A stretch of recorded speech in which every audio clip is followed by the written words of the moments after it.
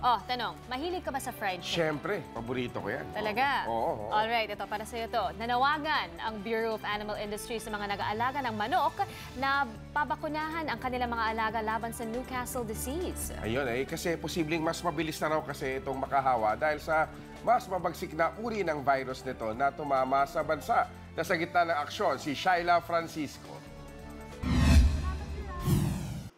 Alas 9 pa lang ng umaga, pumunta na si Moises sa Bureau of Animal Industry para pabakunahan ang 7 manok niyang panabok.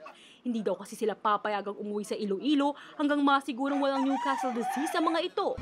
Takot kami dahil yung manok namin madalamay eh.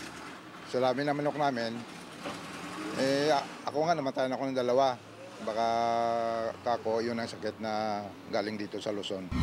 Ang Newcastle o avian pest ay isang uri ng respiratory disease sa mga ibon na sanhi ng paramyxovirus. Nakakuha ito kapag na-expose sa mga manok sa kontaminadong material o kaya sa kontak sa ibang manok na may virus. Simula Nobyembre hanggang Abril, nasa 700,000 manok na apektado ng Newcastle disease. Pero kahit kumuwanti ang kaso ngayong Abril, mas lumakas ito at lumaki ang tsansang makahawa.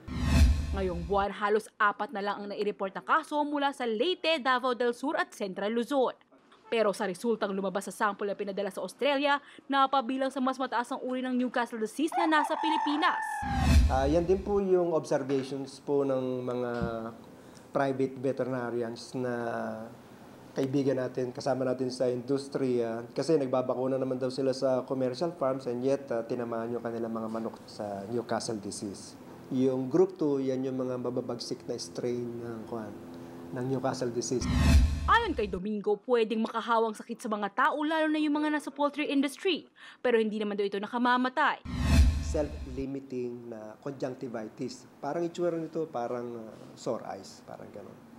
At after several days, claim nila, mawawala din yun. Nasa halos lahat ng parte ng katawan ng manok yan, nasa balahibo niya yan. Pag may sakit yan, may mga sipon-sipon yan, may mga excretion sa mata yan, sa ilong niya. Kapag nag-handle po kayo ng manok, kuha po ninyo yung virus. Sa ngayon, patuloy ang programa ng bakuna sa mga manok. Nakakatulong din daw ang mainit na panahon ngayon para mamatay ang virus. Payo ni Domingo, ilibing agad ang manok na namatay sa sakit para di makahawa. Gumamit din ng gardening gloves kapag hinahawakan ng manok. At maging alerto sa sintomas tulad ng pamamaga ng ulo, muka at panginginig. Umaaksyon, Shaila Francisco, News 5. Sure to come back. Use 5 everywhere. Copyright 2016.